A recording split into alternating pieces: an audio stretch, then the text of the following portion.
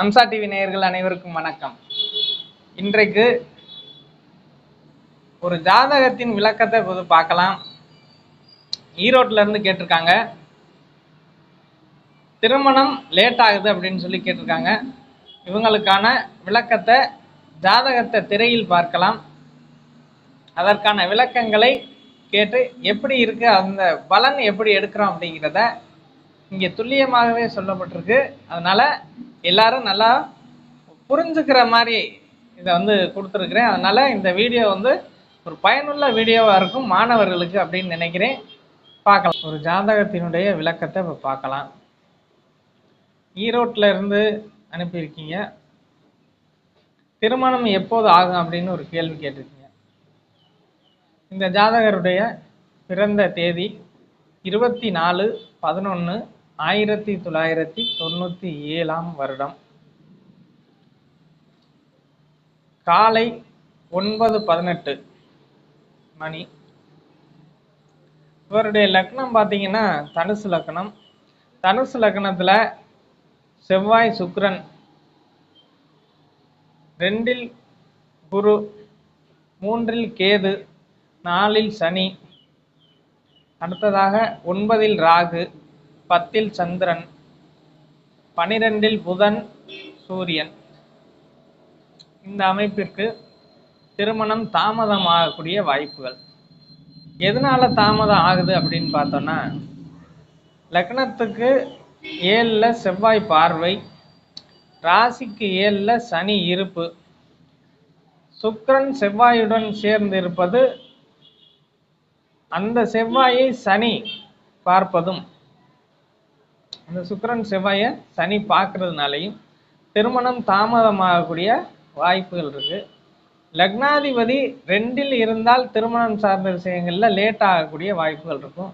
இங்கே குரு 2இல் இருக்காரு, அதனால திருமணம் தாமதமாகக்கூடிய வாய்ப்புகள்.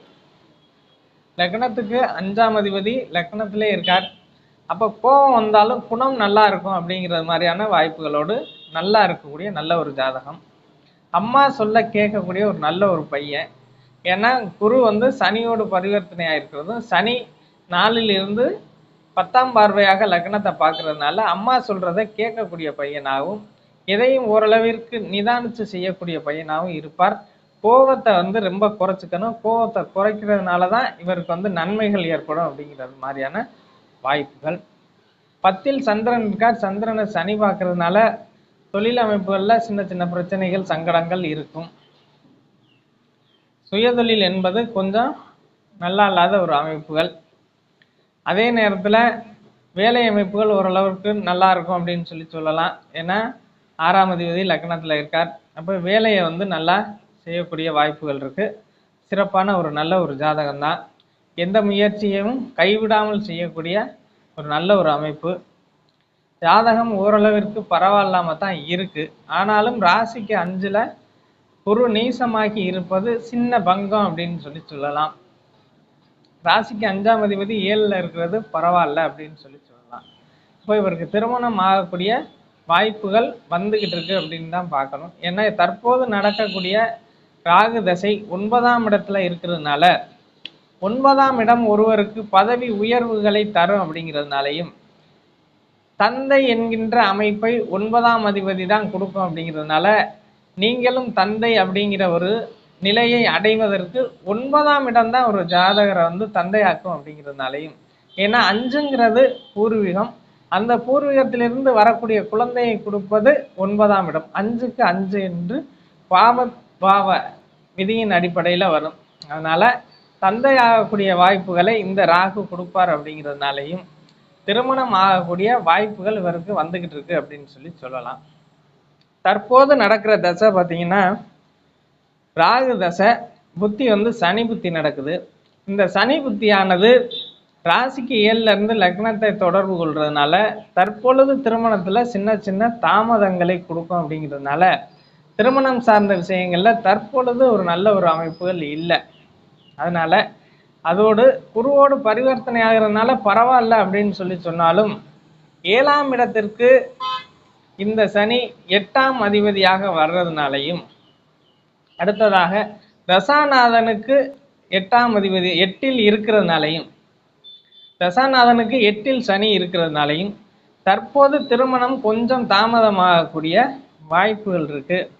அதுக்கு என்ன காரணம் அப்படின்னு பார்த்தீங்கன்னா, அடுத்து வர்ற தசாபுக்தி அடுத்து நல்லா வருது.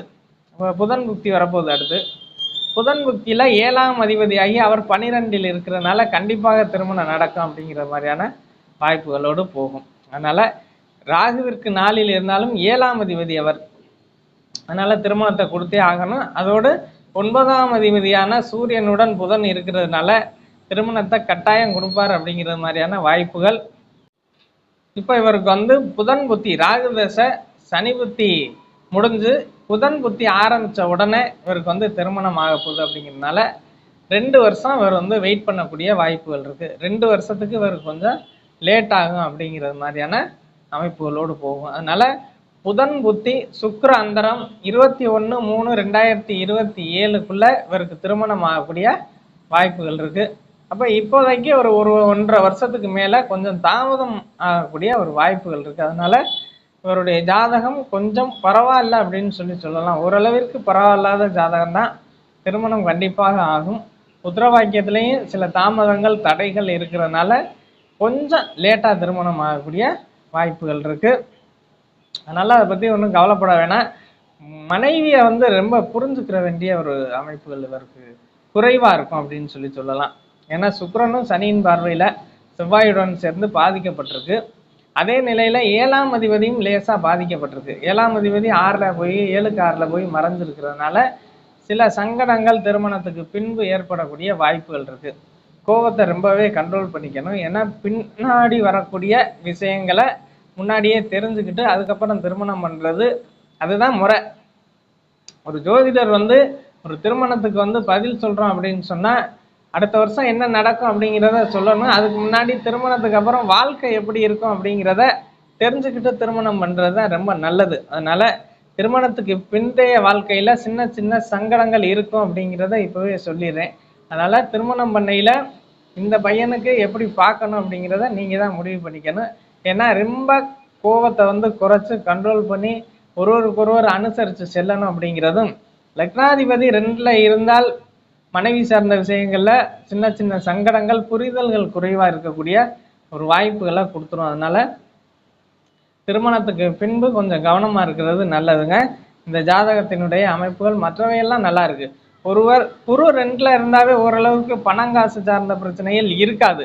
ஆனாலும் ராகு தசையில் ஒரு மாதிரியாக போகும். பணங்காசுல சின்ன சின்ன சங்கடங்கள் இருக்கத்தான் செய்யும். வேலை அமைப்புகளில் கூட பணம் வரலை அப்படிங்கிறது மாதிரியான அல்லது பணத்தை கொடுத்து ஏமாறக்கூடிய அந்த இது ஷேர் மார்க்கெட்டு அந்த இது மாதிரி எதுலாவது போய் ஏமாறக்கூடிய வாய்ப்புகள்லாம் இருக்குது. சரிங்களா? புதுசாக ஒரு கம்பெனி ஆரம்பிக்கிறாங்க, இங்கே போய் முதலீடு பண்ணுவோம் அப்படின்னு சொல்லி ஏமாறக்கூடிய வாய்ப்புகள், அல்லது ஒரு பார்ட்னர்ஷிப் போட்டு அதனால ஏமாறக்கூடிய வாய்ப்புகள். பார்ட்னரே இவருக்கு வந்து சரியாக வராது. அது மாதிரியான தேவையில்லாத விஷயங்களில் இந்த ராகு 9ல் இருக்கக்கூடிய ராகு பண விஷயங்கள்லேயும் பிரச்சனைகளை கொடுப்பார். அதனால் பணம் சார்ந்த விஷயங்களில் கொஞ்சம் கவனமாக இருக்கணும். புதன் புத்தியில் கூடுதலாக இது மாதிரியான பணத்தை இழக்கக்கூடிய வாய்ப்புகளை கொண்டு வந்து கொடுப்பார். ஆன்லைன் மோசடி அமைப்புகளுக்குள்ளே கொண்டு வந்து இவரை கொண்டு வந்து கோர்த்து விடக்கூடிய வாய்ப்புகள் இருக்கிறதுனால புதன் புத்தியில் இன்னும் கொஞ்சம் கவனமாக இருக்கிறது ரொம்ப நல்லது. புதன் தான் இந்த கம்ப்யூட்டர், கணினி, இந்த மொபைல் இது போன்ற அமைப்புகளில் வரக்கூடிய அத்தனை விஷயங்களையும் தீர்மானிக்கிறதுனால 2027ஆம் ஆண்டு ரொம்ப கவனமாக அங்கிட்டு ஒரு 2 வருஷம் சமாளித்து ஓட்டுறது தான் நல்லாயிருக்கும் அவருக்கு. அதனால் திருமணம் ஆகக்கூடிய வாய்ப்புகள் இருக்குது. அதே நேரத்தில் மனைவியை வந்து ரொம்ப கவனமாக அனுசரித்து போகணும். இல்லை அப்படின்னு சொன்னால் பிரச்சனைகளை சந்திக்கக்கூடிய வாய்ப்புகள் இருக்குது. எதையுமே இலைமறை காய்மறையாகத்தான் ஜோதிடமும் அப்படி சொன்னதுனால தான் ரொம்ப பேருக்கு புரியாமே போயிடுச்சு.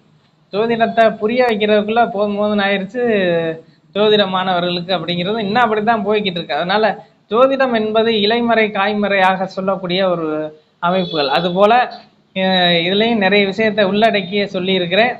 பெருசாக இதை வந்து நான் எல்லாத்தையும் பப்ளிஷாக சொன்னாலும் அது வந்து நல்லா இருக்காது. அப்படிங்கிறதுனால இது வந்து போதுமான அளவாக இருக்கும் அப்படின்னு நான் நினைக்கிறேன். திருமணத்துக்கு பிந்தைய வாழ்க்கையில் ரொம்ப கவனம் வேணும் அப்படிங்கிறத இப்போதே சொல்கிறேன். ஏன்னா மனைவியை அது தகுந்தாற் போல மனைவியை அமைத்து கொள்வது ரொம்ப நல்லது.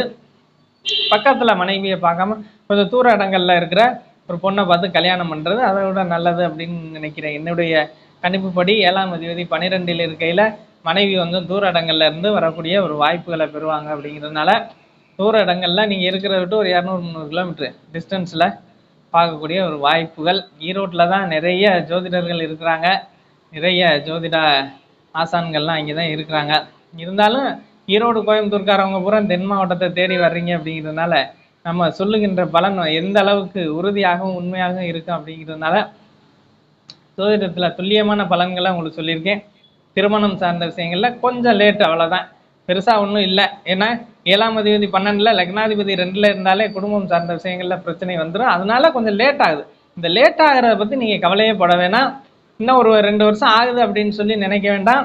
இவர் கரெக்டாக 30 வயசுக்கு மேலே இவருக்கு திருமணம் ஆகக்கூடிய வாய்ப்புகள் வந்துடுது. அதனால கவலையப்பட வேண்டாம். வாழ்த்துக்கள்மா.